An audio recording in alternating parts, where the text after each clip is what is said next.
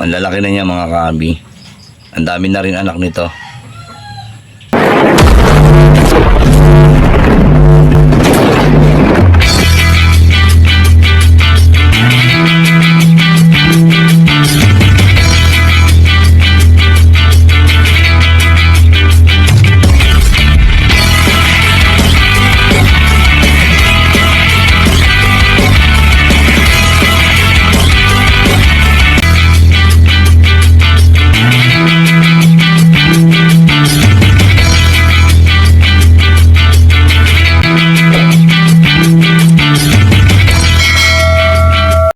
Mga kabi, nandito ngayon tayo sa ating backyard farm.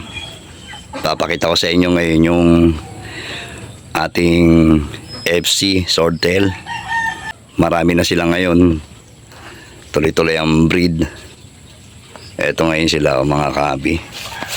Ito yung mga breeder na nabili ko sa Davao. Ayan, ibinukod ko na ngayon sila sa kanilang mga anak. Ayan o. Nakakadalawang ano na to. Nakakadalawang anak na. Papakita ko sa inyo yung ito yung katabi. Andito yung mga anak nila. Ayan. Ayan mga kabi o. Yan, simple lang yung pag-setup ko ng ating breeder cage. Ayan, ganyan lang. Oh. Ganyan lang mga kabi. Nasa rep lang sila. Tapos, ayan, kung mapapansin nyo, mababa ang tubig. Medyo butas yata itong rep na to. Kaya yung tubig bumababa. Pero hanggang dyan lang naman. At tingin ko ito ang butas yun. Kasi, dalawa lang naman itong tinapalan ko. Ito at saka yung nasa baba. Ngayon, kung yung nasa baba ang may butas, ubos ang tubig. Ngayon, hindi bumababa dahil dito siguro ang butas. Yan, ayusin ko na lang to pag ano. Pero bagong lahat, ito muna tayo. Nakita ko sa inyo yung FC Swordtail natin. Ayan. Yung mga alaga ko rito, mga kakabi, ano lang, pang pet lang to. Hindi po sila yung mga quality FC Swordtail. Ayan, pampet lang. Yan na, grabe oh. Ang lalaki na niya mga kabi. Ang dami na rin anak nito. Oh, ito pakita ko sa inyo. Ayan oh. Meron silang halaman dito para pag nag-anak, diyan nagtatago yung mga anak nila. Ito pakita ko sa inyo yung unang anakan ng ating FC Swordtail. Ito marami na rin to. Ayan oh. Berde na yung tubig nila. Ayan mga kabi. Oh. Ayan sila oh. Oh. Medyo maamo naman, hindi kagaya ng mga parents nila mahihilap. Kasi ito syempre tayo ang nagpalaki. Kaya pagka ginalaw natin tubig, akala nila pinapakain. Ayan oh, dami oh. Siguro to mga 50 pieces mga kabi. Ayan. Ganda ng tubig nila, berde oh. Tapos pakita ko rin sa inyo mga kabi yung pangalawang batch na anak nila. Ito magaganda to. Ayan, ganda niyan. Tapos ito yung pangalawang batch na anak. Samahan nyo mga kabi.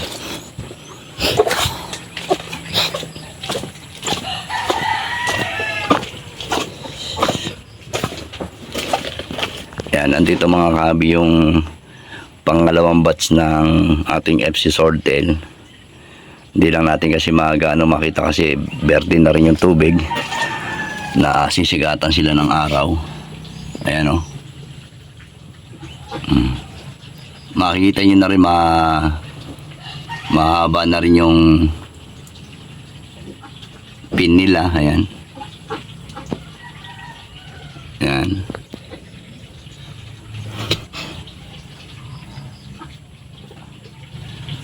Halos magwa 1 inch na sila. Ang nagustuhan ko dito sa FC Swordtail yung likod nila. Yan. mga kabi.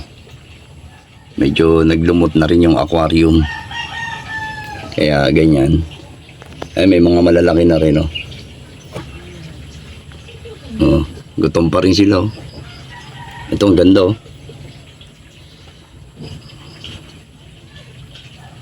Oh, hindi pa natin itong mga kabi na pinagbubukod-bukod ko yung ko na lang sila, pinagsama-sama na lang yan. Pero pipiliin natin yung mga magaganda para ma-maintain natin yung ganda pa rin ng ating mga isda. Kahit na sabihin mong hindi sila quality, pero sasalain natin sila, yung mga magaganda iiwan natin. Yan. Oh.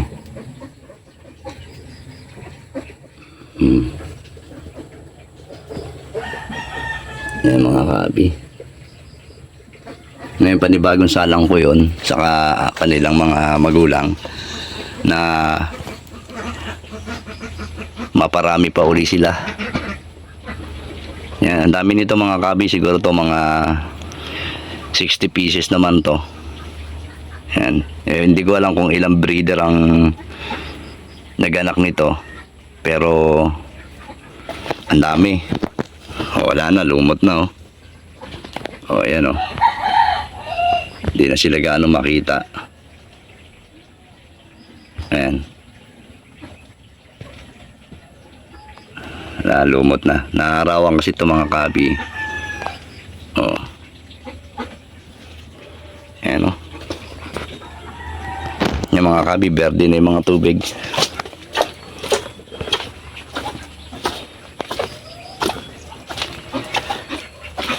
Ayan. Ito malalaki na rin, oh. Pag pipiliin na natin to, yung unang batch. Sasalain na natin kung sino yung pwede maging breeder, ibibreed uli. Ang lalaki na, oh. Maamo sila, kaysa nung kaysa dun sa mga magulang nila. Gutom pa rin. Pero unti-unti lang pinapakain natin kasi mahirap na, nag-uulan eh. Baka madali pa eh, sayang naman. Tapos yan, ito yung plants natin. Ganyan lang. Paano mga kabi, hanggang dito na lang po yung ating video. Maraming pong salamat sa inyong pong pagsuporta sa Aljeros Vlog. Paki-subscribe naman po ang ating channel. Pakipindot na rin po notification bell para updated po kayo sa lahat ng video na aking ginagawa. See you next vlog. God bless po mga kabi. Bye bye.